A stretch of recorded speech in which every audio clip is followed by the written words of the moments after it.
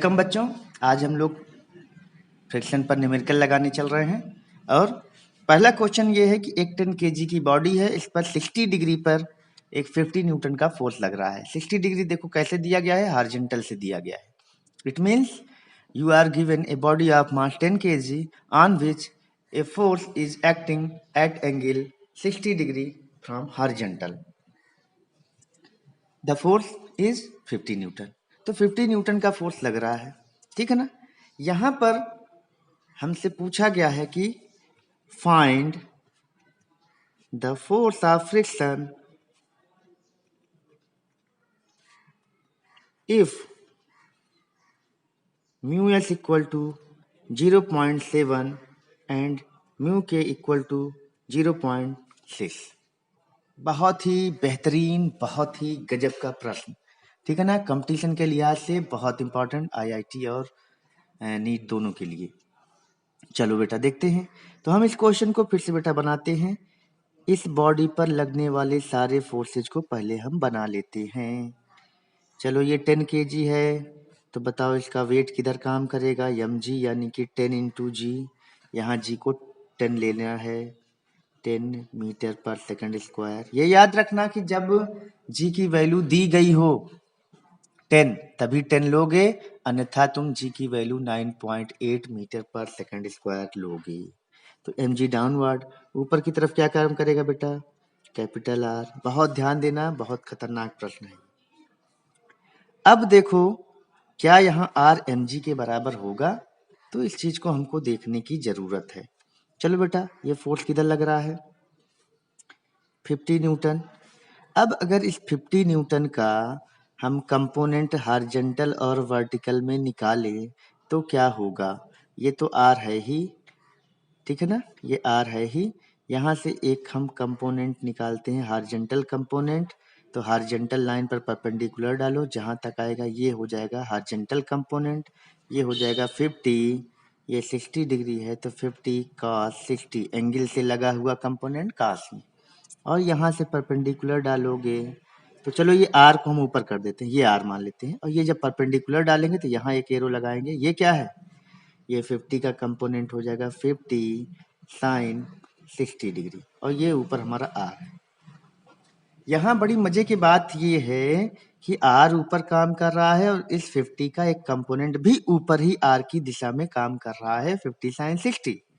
तो अगर हम दोनों लोग इसको ध्यान देंगे तो यहाँ पर अब बॉडी चल रही है कि नहीं चल रही ये हमको नहीं पता है। बहुत मजे की बात है ये। लेकिन बॉडी पर एक बात क्लियर है कि ये बॉडी ना तो अपवर्ड जा रही है ना तो डाउनवर्ड। जब तुम फोर्स लगाते हो कोई एंगल पर तो ये बॉडी हवा में नहीं जाती, ना जमीन की नीचे की साइड में डाउन में जाती है। कहने का मतलब ये है कि यहाँ पर r plus 50 sine 60 equal to क्या हो जाएगा, mg, यानी कि ये दोनों फोर्सेज मिलकर mg को बैलेंस कर रहे होंगे, ठीक। अब यहाँ से r की वैल्यू क्या हो जाएगा, 10 इंटू 10, ये हो जाएगा 10 इंटू 10 माइनस 50 साइन 60 की वैल्यू क्या होती है, √3/2, यानी कि 100 माइनस 25√3। यह वैल्यू हमारी r की हो गई और ये हो गया न्यूटन, ठीक है ना। तो इस चीज को हमको ध्यान में रखना है, ठीक है ना। तो अब ये हो गया। अब हम लोग थोड़ा से और ध्यान देंगे। अब हम लोग को निकालना है क्या, आर की वैल्यू आ गई। अब हम लोग यहां निकालेंगे F s max. F s max क्या होगा, सभी लोग ध्यान देना, बहुत इंपॉर्टेंट क्वेश्चन है। अभी पीछे के लेक्चर में जो लोग एफ एस मैक्स के बारे में ना जानते हो, लिमिटिंग फ्रिक्शन के बारे में ना जानते हो, इसके पहले के लेक्चर को जरूर देख लें यूट्यूब पर जाकर। तो f s max equal to क्या हो जाएगा, म्यू एस इंटू आर। यहाँ ध्यान देना कि आर जो है यहाँ केवल mg के बराबर नहीं है। क्यों, क्योंकि एक एंगल पर ये फोर्स काम कर रहा है। तो म्यू एस इंटू आर, तो म्यू एस कितना है बेटा, 0.7 है, और ये है 100 माइनस 25√3।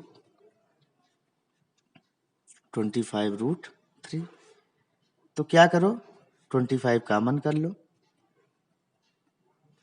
तो हो जाएगा 4 माइनस √3। ठीक, ये हमारी वैल्यू आ गई एफएस मैक्स की। चलो काम करते हैं, 0.7 इंटू 25, 4 माइनस 1.732। चलो 4 में से 1.732 को घटा दो, कितना आएगा 8 6 2 और यहाँ 3 में से 1 गए 2, 2.2। 0.7 इंटू 25 इंटू 2.268। ठीक है ना, थोड़ा सा दिमाग लगाओगे तो हम हल्के में निपट जाएंगे। चलो 25 की टेबल नहीं आती, 25 की टेबल आती भी होगी तो 25 7 जब 175 आएगा, लेकिन वो लंबी प्रोसेस है।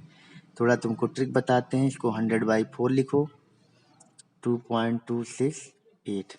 अब तुम्हें 0.7 इंटू 100 से इसको, अब देखो 4 से पहले इसको हम 4 से इसको डिवाइड करते हैं तो 0.45 जा 20, 2 बचेगा है ना, 26 हो जाएगा, 4 6 जा 26 24 और 2 बचेगा और ये हो जाएगा 4 7 जा 28। तो देखो बहुत आसानी से इस कैलकुलेशन को हमने ट्रिक से टैकल कर लिया। अदरवाइज तुम इसका 25 से 1 जा क्या करते, 175 का इससे मल्टीप्लाई करते और उसी में पगला के टहलते रहते।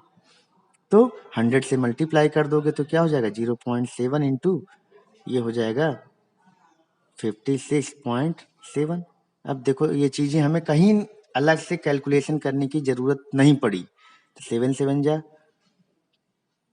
49, 4 7 6 जा 42 और 44 हो जाएगा तो 46 हो जाएगा, 4 7 5 जा 35, 4 39 और 2 डिजिट पर हमारा क्या लग जाएगा पॉइंट, इतना न्यूटन। तो ये हमारा क्या हो गया एफएस मैक्स हो गया। ठीक है ना। अब बहुत इंपॉर्टेंट चीज है कि मैक्सिमम स्टैटिक फ्रिक्शन कितना लग सकता है 39.69 न्यूटन। अब जरा हमको इसी में आगे बढ़ना है। यहाँ पर जो टेंजेंशियल जो आपका पैरेलल फोर्स है वो क्या है, हमने कहा कि फ्रिक्शन के लिए कौन जिम्मेदार होता है, एक्सटर्नल पैरेलल फोर्स। अब ये 50 cos 60 ये हमारा क्या है एक्सटर्नल पैरेलल फोर्स है। तो ध्यान दो, तो पैरेलल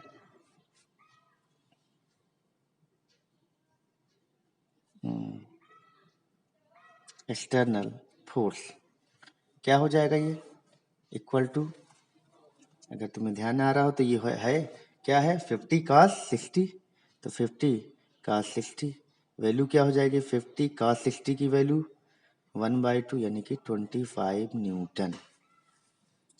अब हमारा नियम क्या है, हम लोग ये देखेंगे कि एफएस मैक्स क्या है, ये आया तुम्हारा 39.69 न्यूटन और ये एक तरह से एफ क्या आया, एफ पैरेलल आया 25 न्यूटन। अब बताओ अगर ये 25 न्यूटन ज्यादा है कि एफएस मैक्स ज्यादा है, तो तुम देख रहे हो कि एफएस मैक्स ज्यादा है 25 न्यूटन कम है। इसका अर्थ ये है कि यहाँ पर जो मैक्सिमम फ्रिक्शन जो लग सकता है वो तुम्हारा है 39.69 न्यूटन जो कि यहाँ पे आया हुआ है ये, और यहाँ पर जो पैरेलल फोर्स है वो है 50 cos 60 यानी कि 25 न्यूटन। तो मौके पर कितना फोर्स लग रहा है वहां पे 25 न्यूटन, लेकिन अगर 25 से ज्यादा बढ़ाते बढ़ाते बढ़ाते चले जाते तो 39.69 न्यूटन तक वो एफएस मैक्स हो सकता था। लेकिन अभी अप्लाइड पैरेलल फोर्स कितना है 25 न्यूटन है। तो जब 25 न्यूटन ही फोर्स लग रहा है, तो 25 न्यूटन अगर फोर्स लग रहा है तो 25 न्यूटन का फोर्स अगर लग रहा है और 39.69 से क्या है वो कम है, तो इसका मतलब है कि तुम्हारा यहाँ जो फ्रिक्शन डेवलप होगा मौके पर इस समय वो कितना होगा, वो तुम्हारा कितना होगा, वो तुम्हारा जो फ्रिक्शन होगा वह 25 न्यूटन के बराबर ही होगा। यहाँ पर एफ पैरेलल क्या है, लेस देन है f s max, therefore friction will be static friction. कैसा फ्रिक्शन होगा, static friction given by f S equal to क्या हो जाएगा, 25 न्यूटन। इसका पूरा कंसेप्ट तुम्हें याद रखना है कि जब क्या बॉडी अभी चलेगी, आंसर है नहीं चलेगी, क्योंकि maximum static friction, limiting friction जो है, इसी को लिमिटिंग फ्रिक्शन बोलते हैं, ये आया 39.69 न्यूटन। यह जो है इतने तक तो बॉडी चलेगी ही नहीं, इसके जस्ट बाद चलनी शुरू होगी, और हमने लगाया भी कितना है, 25 न्यूटन। तो इतने तक फ्रिक्शन अपने को एडजस्ट करेगा, तो एडजस्ट करेगा तो ये 25 न्यूटन होगा। अगर ये जो अप्लाइड फोर्स होता हमारा 39.69 से ज्यादा होता, तब ये जो हमने यहाँ निकाला 50 cos 60, अगर यहाँ पे मान लेते हैं ये जो फोर्स होता वो ज्यादा होता, किससे, फ्रिक्शन से। तो फ्रिक्शन से अगर ये ज्यादा होता तब क्या होता, एफ एस मैक्स से ज्यादा होता, तब बॉडी चलने लगती, और तब जो फ्रिक्शन डेवलप होता वह एफ के होता। और एफ के को कैसे निकालते, तब वो फोर्स एफ के होता, और एफ के को कैसे निकालते, म्यू के इंटू आर। और दोनों के लिए आर की यही वैल्यू यूज करते हम लोग, आर की वैल्यू यही चेंज करते हैं, ठीक है ना। ठीक, तो इस तरह से इस क्वेश्चन को फिर से हम पूरा दिखा रहे हैं, सभी लोग ध्यान देंगे, इसको आप लोग देखते जाइए, और स्क्रीन को रोक कर इसको आप लोग करते जाएंगे आगे। ठीक,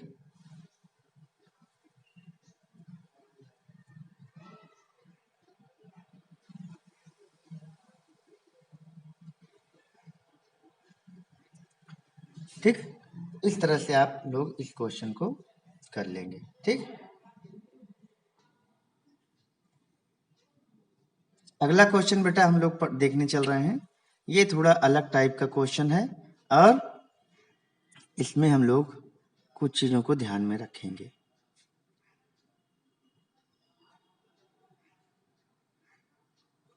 यहाँ पर एक ब्लॉक है, और वो एक मास पुली प्रॉब्लम की तरह है। पिछले वाले में तो हम लोगों ने क्या किया था, पिछले वाले में हमारा जो ये ब्लॉक था यहाँ फ्रिक्शनलेस था, लेकिन अब यहाँ पर जो है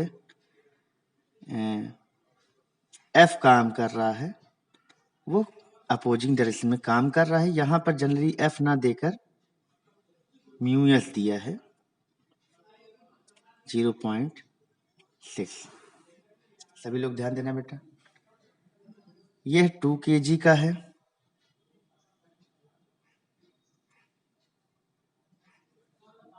और यह बॉडी भी हमारी 2 kg की है।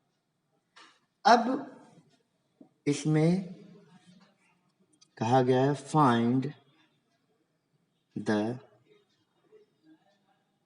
टेंशन एंड एक्सेलरेशन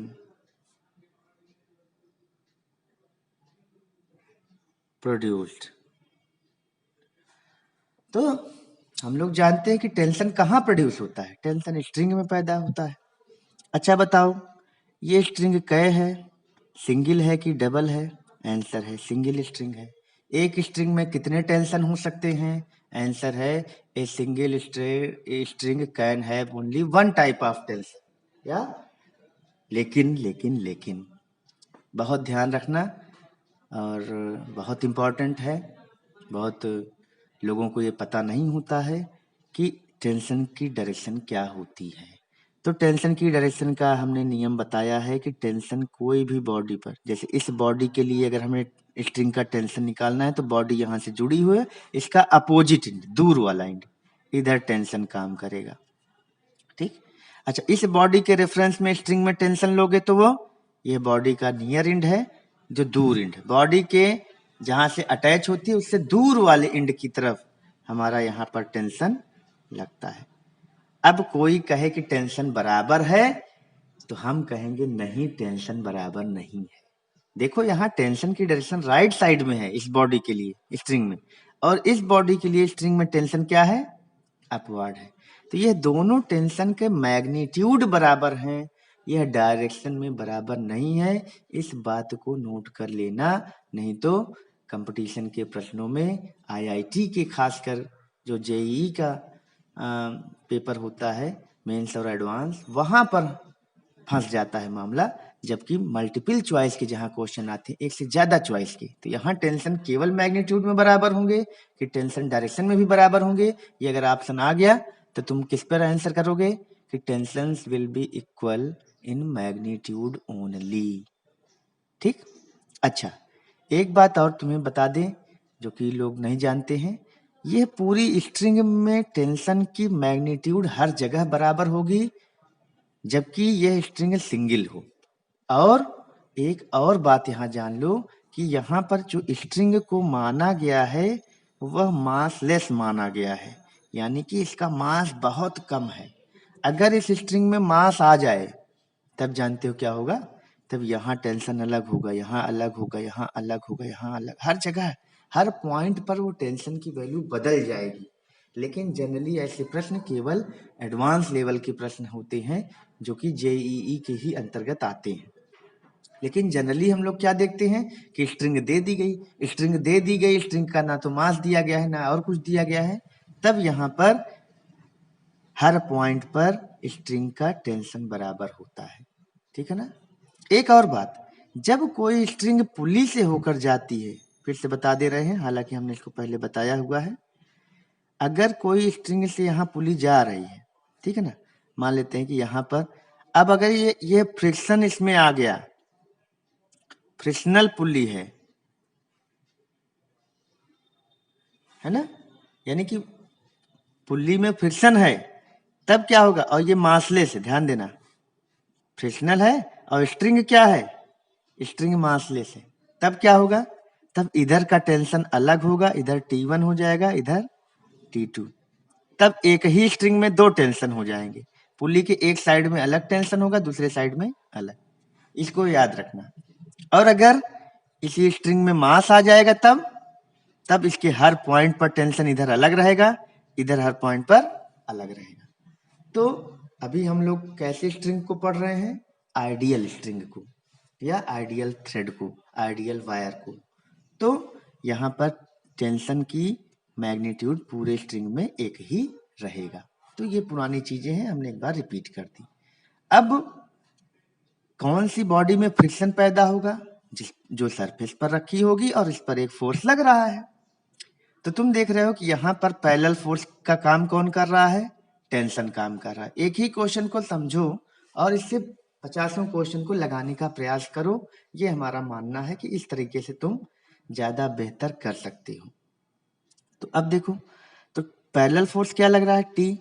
अब हम इस बॉडी का फ्री बॉडी डायग्राम बनाने चल रहे हैं, इस 2 kg वाले का। चलो देखो, ये इधर क्या काम कर रहा है, T, इधर क्या काम कर रहा होगा, R, यहाँ नीचे क्या काम कर रहा होगा, mg। m क्या है, mg का मतलब 2g, ठीक है ना। यहाँ पर लेना है take g equal to 10 metre per second square, ठीक है। अच्छा, तो क्या यहाँ फ्रिक्शन काम करेगा, तो बिल्कुल काम करेगा, क्योंकि एक पैरेलल फोर्स हमारा यहाँ पर लगना शुरू हो गया, तो फ्रिक्शन इधर काम करेगा। और चूंकि यहाँ म्यूएस दिया गया है, तो म्यूएस दिया गया है तो हम मान कर चलेंगे कि यहाँ पर एफ काम करेगा, ठीक।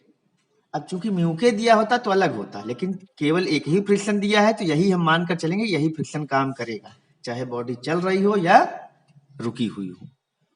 अगर ये बॉडी चल रही होती पहले से पता होता, अब हमको पता ही नहीं है कि बॉडी चल रही है या नहीं चल रही है, तो एफ क्या हो जाएगा। अब देखो, तो ये टी लग रहा है, ये एफ, तो पहले टी तो पता होना चाहिए क्या है। तो चलो, ये यहाँ पर आर किसके बराबर है, आर बराबर एम जी, यानी कि 2 इंटू 10 बराबर 20 न्यूटन। अब दूसरा क्या है कि हम मान लेते हैं कि ये बॉडी एक्सेलरेट हो रही है, हम मान लेते हैं कि ए एक्सेलरेशन से चल रही है, तो ए एक्सेलरेशन यहाँ भी होगा। यहाँ भी देखना, इस 2 kg बॉडी का जो एक्सेलरेशन है ये डाउनवर्ड है और ये क्या है, हॉरिजॉन्टली राइट है। तो ये दोनों एक्सेलरेशन केवल मैग्नीट्यूड में बराबर होंगे, डायरेक्शन में नहीं बराबर होंगे। ये चीज तुम्हें याद रखना है। तो मान लेते हैं ये m1 है, हमारा मास m1 है, ये m2 है, तो ये हो गया। और चूंकि ये बॉडी हम मान ले रहे इधर एक्सेलरेट हो रही है, ठीक है ना। मान लो एक्सेलरेट नहीं हो रही होगी, तब क्या होगा, तब भाई ये a 0 हो जाएगा, तो कोई दिक्कत नहीं। तो यहाँ अगर एक्सेलरेट हो रही तो इसका मतलब t ज्यादा होगा और fs क्या होगा, कम होगा। तो t minus F S equal to net force equal to m में पुरानी चीज, net external force t minus F S equal to क्या हो जाएगा, m में, यानी कि m1 इंटू ए, यानी कि t माइनस एफ एस की जगह क्या हो जाएगा, म्यू एस इंटू आर, जानते ही हो लिमिटिंग फ्रिक्शन का ला, m क्या है 2a।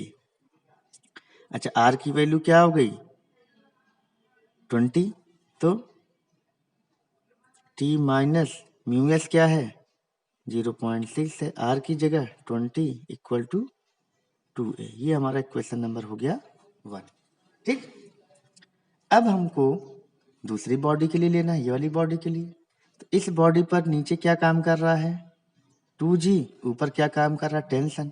बॉडी किधर आ रही है, नीचे, तो फॉर मास m2, चाहे अलग से बना लो, ये 2 kg की बॉडी है, यहाँ नीचे क्या आ रहा है 2g, यहाँ ऊपर काम कर रहा है t, बॉडी आ रही नीचे, इसका मतलब 2g ज्यादा होगा।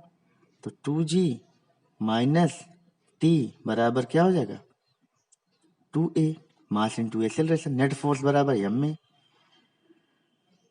तो 2g का मतलब हो जाएगा 2 into 10 minus T equal to 2a। चलो कर लो क्वेश्चन नंबर 2। अब क्या करोगे, अब तुम्हें करना है इन दोनों का एडिशन। तो एडिंग 1 एंड 2, ऐसा करने से क्या होगा, हमें नेट एक्सेलरेशन मिल जाएगा। तो अगर इसको जोड़ोगे तो ये देखो t है, यहाँ माइनस टी कट जाएगा, यहाँ क्या हो जाएगा 26 जा 120, तो 20.0 हो जाएगा। और ये क्या हो जाएगा 20, ये -12 प्लस 20 और 2a क्या हो जाएगा 4a। तो 4a इक्वल टू हो जाएगा 20 माइनस 12 हो जाएगा 8, तो a इक्वल टू क्या हो जाएगा 2 मीटर पर सेकंड स्क्वायर। मान लो ये बॉडी ना चलती तो क्या होता, तब क्या होता, तब भाई a क्या आता 0 आता, a क्या आता 0 आता। अब a की वैल्यू आ गई 2 मीटर पर सेकंड स्क्वायर। अब तुमसे कोई पूछे कि t निकाल दो, तो चाहे 1 में रख दो a की वैल्यू और चाहे 2 में रख दो a की वैल्यू, चाहे जिसमें रख दो, हम यहाँ से आंसर को निकाल सकते हैं। तो हम यहीं पर इसको निकाल देते हैं, ठीक है ना। इसके बाद का तुम लोग पोर्शन यहाँ देख लो। हमारे पास a की वैल्यू आ चुकी है 2 मीटर पर सेकंड स्क्वायर। अब पुटिंग इन 2 क्या हो जाएगा 2 में रख दो, तो क्या था ये 20 minus T equal to 20 minus T equal to 2, A की जगह हो जाएगा 2, तो टी भेज दो दाएं साइड में और ये हो जाएगा 20 माइनस 2 जा 4, तो टी इक्वल टू हो जाएगा 16 न्यूटन। तो यहाँ से टी की वैल्यू हमारी क्या मिल गई 16 न्यूटन मिल गई। तो बहुत ही इम्पोर्टेंट क्वेश्चन है बेसिक्स क्लियर करने का, है ना। अच्छा, एक और मजेदार बात हम बता रहे हैं, इसको ध्यान में रखना पड़ेगा तुम्हें, ठीक है ना। तो आगे ऐसे ही प्रश्नों को देखने के लिए हम लोग आगे बढ़ रहे हैं, और वो किस टाइप के प्रश्न हैं इनको हम लोग देखते हैं। अब हम लोग एक प्रश्न देखने चल रहे हैं बेटा, थर्ड प्रश्न, बहुत ही इंपॉर्टेंट, कंपटीशन में भी पूछा गया है। और वो प्रश्न है, an insect is crawling in A hello circular sphere of radius r from its bottom. ये एक स्फीयर है, यहाँ से एक इंसेक्ट क्रॉल कर रहा, रेंग रहा है. An insect is crawling in A hollow sphere of radius r. The coefficient of static friction between the insect and surface of sphere is mu s. और म्यू केवल म्यू लिख देते हैं, इज म्यू, यानी कि कोफिशिएंट ऑफ फ्रिक्शन जो है वो म्यू है. Find the maximum height up to which insect can crawl inside the sphere. Question clear हो गया होगा. क्वेश्चन को हम डिमॉन्स्ट्रेट कर रहे हैं. एक इंसेक्ट है, वो किसी स्फीयर के अंदर है, हालो स्फीयर है, और यहाँ से रेंगते हुए चल रहा है, चाहे साइड में चला दो चाहे साइड में. वो कितनी मैक्सिमम हाइट तक क्रॉल कर सकता है, रेंग कर चल सकता है. तो कितनी मैक्सिमम हाइट तक वो जा सकता है, इसको निकालने के लिए हम लोग क्या करेंगे? इसको निकालने के लिए हम लोग क्या करेंगे? ये हाइट हमको निकालना है. यही हमारी h है, यहाँ से लेकर यहाँ तक, ये ठीक है ना. यहाँ से लेकर यहाँ तक कितनी हाइट, अगर ये यहाँ से यहाँ पहुंचा तो कितनी हाइट चला, तो हाइट ये है. ठीक, तो ये चीज हमको क्लियर कर लेनी है कि इस हाइट को हमको कैलकुलेट करना है. मान लेते हैं ये हाइट तक मैक्सिमम जाएगा. तो जब मैक्सिमम हाइट तक जाएगा तो find the maximum height up to which the insect can crawl without slipping. मतलब स्लिप ना करे, ये नहीं कि आया ऐसे जाए स्लिप कर जाए, और ऊपर जाएगा स्लिप करने लगेगा. तो हम मान लेते हैं मैक्सिमम हाइट ये h तक जा रहा है बिना स्लिप किए हुए. और ये तुम जानती हो कि ये रेडियस है, तो यहाँ से यहाँ तक ये वैल्यू पूरी रेडियस रहेगी. h हमको निकालना है. तो ये रेडियस है, मान लेते हैं O है, ये A है और B तक जा रहा है, और यहाँ मान लेते हैं N है, और तब ये पूरी R है, ये H है. तो ON क्या हो जाएगा? ये R हमने पूरे के लिए लिखा था, अब हम O से लेकर N तक की वैल्यू लिखेंगे. O से N तक हो जाएगा ये R माइनस H. O से N तक की जो वैल्यू होगी वो हो जाएगी क्या? R minus H. ठीक, तो ये चीजें हम लोगों को यहाँ पर दिख रही हैं. ठीक, अब हम लोग क्या करेंगे, जरा देखो. इस पॉइंट पर इंसेक्ट जाएगा तो इस पर कितने फोर्सेज काम करेंगे? एक फोर्स काम करेगा इसका मास mg.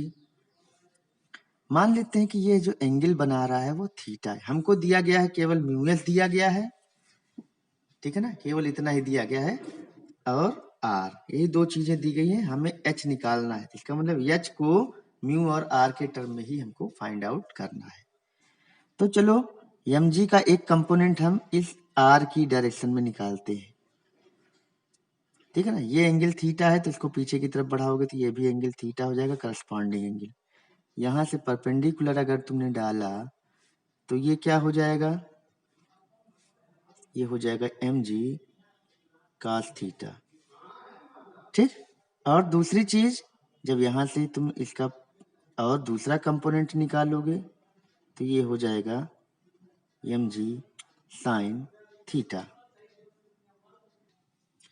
अब चूंकि इंसेक्ट जब यहाँ पहुंचेगा तो यहाँ पे रुका रहेगा, तो रुका रहेगा इसका मतलब यहाँ पर सारे फोर्सेज एक दूसरे को बैलेंस करेंगे. तो अभी हमने केवल यहाँ एक फोर्स दिखाया mg cos थीटा, और यहाँ पर इसका जो नॉर्मल रिएक्शन होगा वो परपेंडिकुलर और अपवर्ड काम करेगा. रिएक्शन तो भाई कोई सरफेस रहेगा तो सरफेस, यहाँ कांटेड सरफेस क्या है? ये यही हमारा कांटेड सरफेस है. तो कांटेड सरफेस के परपेंडिकुलर और अपवर्ड. तो जब यहाँ पे परपेंडिकुलर अपवर्ड करोगे तो कहाँ से होकर जाएगा? सेंटर से होकर जाएगा. जानते ही हो, कोई भी टेंजेंट पर नॉर्मल ड्रा करोगे तो रेडियस से होकर जाता है. ठीक है, ये r काम किया, mg काम किया. mg को दो कंपोनेंट में बांट दिया, mg cos थीटा और mg sin थीटा. अब चूंकि हमने बताया मैक्सिमम दूरी तक चला जाए बिना फिसले हुए, यहाँ तक जब जाएगा तो इसका मतलब यहाँ स्लाइड नहीं कर रहा है. इसका मतलब है कि अभी इसको कोई बैलेंस किया हुआ है, तो इसको बैलेंस कौन करेगा? यहाँ पर इसका मतलब स्टैटिक फ्रिक्शन तुम्हारा काम कर रहा है, एफएस। अब वो एफएस वास्तव में क्या होगा? मैक्सिमम वैल्यू होगी, यानी कि एफएस मैक्स होगा। ठीक, तो हमारा यहाँ पर अब जो इक्वेशन बनेगा वो क्या बनेगा? वो बनेगा F S equal to mu S into R. बनेगा कि नहीं बनेगा? बिल्कुल बनेगा। एंड आर इक्वल टू, ये आर किसके बराबर हो जाएगा? आर इक्वल टू हो जाएगा एम जी कॉस थीटा। हो जाएगा कि नहीं हो जाएगा? R equal to M G cos theta और एफ एस इक्वल टू यहाँ पर हम लिखेंगे एम जी साइन थीटा। क्या लिखेंगे भाई? एफ एस किसको बैलेंस करेगा? एम जी साइन थीटा को। तो 1 ये 2, अब डिवाइडिंग 1/2, तो क्या हो जाएगा? F S upon R equal to M G cut जाएगा, sine theta by cos theta हो जाएगा टेन थीटा। ठीक, एफ एस की जगह तुम जानते हो लिख लेंगे mu S into R upon R equal to tan theta. R R cut गया, तो म्यू एस इक्वल टू क्या आ गया? Tan theta. अब देखो, हमें जो भी चीजें निकालनी है वो म्यू एस और आर के टर्म में निकालनी है। ये चीज हमने पहले ही डिक्लेयर किया हुआ है ना? म्यू एस यानी कि यही, चाहे म्यू कहो चाहे म्यू एस कहो, ठीक है ना? म्यू एस ही कर देते हैं। म्यू एस और आर के टर्म में हर चीज निकालनी है, ठीक है ना? कभी कभी म्यू दिया रहता है, कभी कभी म्यू एस, तो कुल मिलाकर कोफिशिएंट ऑफ फ्रिक्शन है वो। हमको निकालना क्या है? हमको निकालना है ये एच, ठीक है ना? तो अब हम ये एक ट्राइंगल लेते हैं O B N.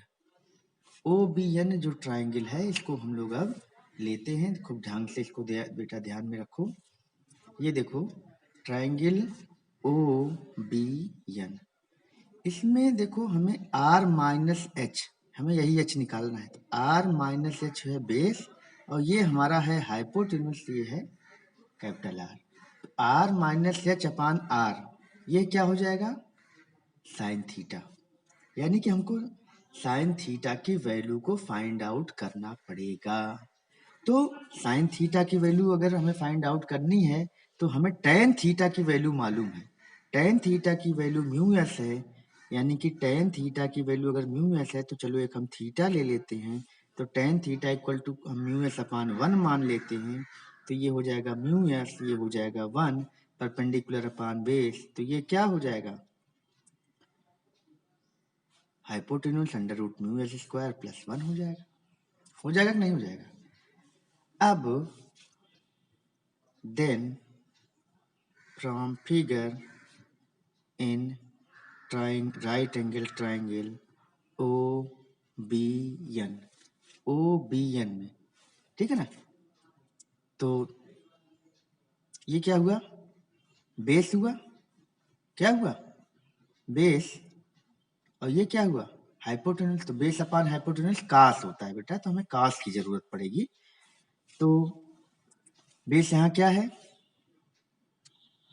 cos theta equal to base यानी आर माइनस एच, परपेंडिकुलर नहीं होगा बेटा, साइन थीटा नहीं यूज करेंगे, पीछे हमने थोड़ा गलत बोल दिया। यहाँ बेस अपान हाइपोटेन्यूस जो होता है वो कास होता है, तो R minus H upon R. तो कास थीटा की वैल्यू यहाँ से निकाल लो। तो कास थीटा की वैल्यू यहाँ से क्या हो जाएगी? बेस अपान हाइपोटेन्यूस, यानी कि 1 upon under root mu S square plus 1 equal to R से डिवाइड कर दो यहाँ, तो 1 माइनस एच अपान आर, ठीक है ना? तो 1 माइनस एच अपान आर आ गया। तो H upon R equal to क्या हो जाएगा? 1 minus 1 upon under root mu S square plus 1, ठीक है? तो एच इक्वल टू क्या हो जाएगा? R 1 minus 1 upon under root mu S square plus 1, ठीक? तो इस तरह से ये हमारा फाइनल रिजल्ट किस टर्म में आ गया। एच की वैल्यू देखो, आर हमको पता था, म्यू एस पता था, तो H equal to R 1 - 1/√μs² -1 आ गया। तो ये बहुत ही इम्पोर्टेंट क्वेश्चन है और कई बार यह कंपटीशन के प्रश्नों में पूछा गया है। तो इस क्वेश्चन को आप लोग बढ़िया से कर लीजिए। आगे और भी इम्पोर्टेंट क्वेश्चन अभी आने चल रहे हैं। अगला क्वेश्चन बेटा बहुत ही अच्छा है। कंपटीशन में टीजीटी, पीजीटी, आईआईटी सभी जगह के लिए बहुत इंपॉर्टेंट क्वेश्चन और कई कंपटीशन में ये पूछा जा चुका है। आप लोग प्रश्नों को निकाल कर देखना, आपको ये दिख जाएगा। क्या दिया गया है कि a chain is lying on a table as shown in the figure. एक चेन है, वो इस टेबल पर लाई कर रही है, such that it is partially suspended on corner of table। मान लेते हैं कि कोई भी ये तुम्हारी चेन है, a chain of length L is suspended on a corner of a table as shown in the figure। ये तुम्हारी टेबल है बेटा, ये देखो हॉरिजॉन्टल यहाँ तक दिखाएं और यहाँ पर इसके कोने पर ये लटकी हुई। A chain of length L is lying on a table such that its some part is suspended at the corners। Find the maximum length of part of the chain which is suspended without the slipping of chain। Question समझ गए होंगे। हमको एक यल length की chain दी गई है जिसका कुछ पार्ट लटका हुआ है। हमको इस पार्ट की मैक्सिमम लेंथ निकालनी है जबकि ये स्लाइड ना करे। Find the maximum part of the chain which is suspended at the corner without the sliding of chain, यानी कि ये स्लाइड ना करे। जाहिर सी बात है बेटा, देखो इस चेन का जो मास होगा वो वेट के रूप में यहाँ पर काम करेगा, वो होगा mg। ठीक, अब ये mg के कारण ये पूरी चेन रुकी हुई है। इसका मतलब है कि यही mg जो है वो यहाँ पर इसको रोक रहा है। ध्यान देना, mg यहाँ एक तरह से टेंशन पैदा करेगा और वही टेंशन यहाँ किसके बराबर होगा? फ्रिक्शन के बराबर होगा। अगर हम कह रहे हैं ये mg है तो यहाँ पर एक क्या काम करेगा? टेंशन। और यहाँ पे क्या काम कर रहा है? यहाँ पर टेंशन इधर काम करेगा तो यहाँ फ्रिक्शन काम करेगा, Fs मैक्स। यानी कि जो टेंशन यहाँ पैदा होगा वो mg के बराबर होगा। रुका हुआ कंडीशन है, यानी कि T जो होगा वो mg के बराबर होगा। अब ये mg क्या होगा? m जो है वो पार्ट ऑफ है ना, maximum length of mass of maximum length of suspended part. ठीक, सस्पेंडेड पार्ट का मैक्सिमम लेंथ है। तो बहुत ताम झाम नहीं करना बेटा, जो इसका मतलब टी एम जी बराबर, और यही टी किसके बराबर होगा? यही टी जो यहाँ है वो एफ एस मैक्स के बराबर होगा। यानी कि हमको इस एम जी की वैल्यू को फाइंड आउट करना है।